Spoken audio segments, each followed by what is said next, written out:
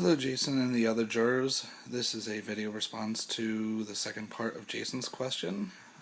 We are to relate the jurors and the finalists to a particular anime character. Since I use a Pokemon deck to play with, I'm going to elect to use my actual Pokemon cards to try to relate the cast members to the Pokemon characters. Also, because of me using my Pokemon deck, not all characters will be related to Pokemon. They are going to also be related to some trainers that are in the deck too. So, with further ado, I will start with the first one. First one is... it's a trainer, and it's called Revive. Essentially what this item will do is it will allow you to select an item from your discard pile, actually a Pokemon from your discard pile, bring it back and put it back onto your bench. I selected this for Foxface since she was not going to be a juror and actually was awarded the option to be a juror after Rue quit. So, Foxface, you are Revive. Next card. This card is also a trainer. It's Professor Juniper. It's a supporter card.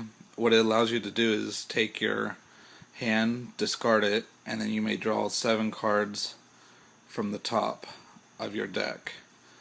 I selected this for Kai because I believe that had he had the ability or had the option, I think he would have redid his strategy or his game over again. He essentially would have redrawed his hand had he known what his outcome would have came, more so than anyone else would have.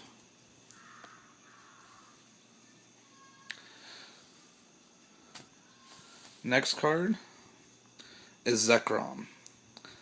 Zekrom is actually a pretty powerful basic Pokemon.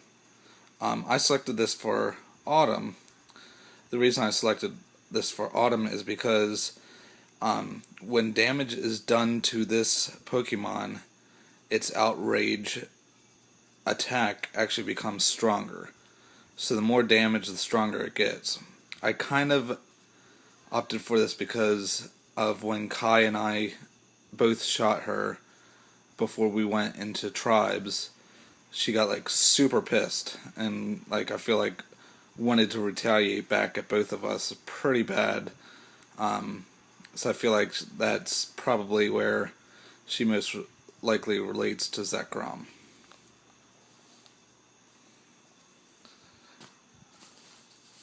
Oh. One.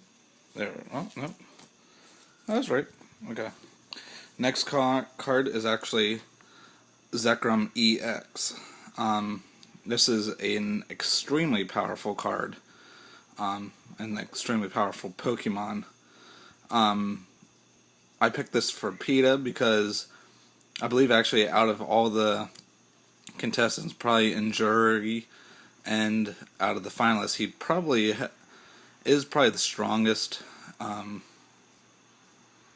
all the all the players that were left at that point, maybe in this whole entire game, and kind of in the sense too, when this Pokemon is removed from the game, your opponent may take 2 cards versus 1 prize card, which is kind of more like a big shock.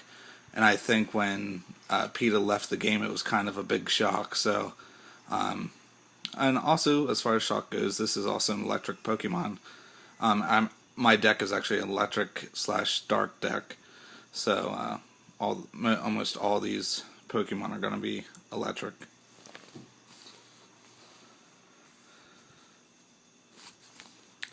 Next card is Eviolite. Eviolite is a tool that you actually attach to your Pokemon And what it does is it helps reduce the attacks done to your Pokemon by about 20 hit points. I selected this for Jason because he worked very well in competitions with other people. He pretty much accompanied them, and it bettered them because of his involvement with them as a team. So this is why I selected this for Jason, Eviolite.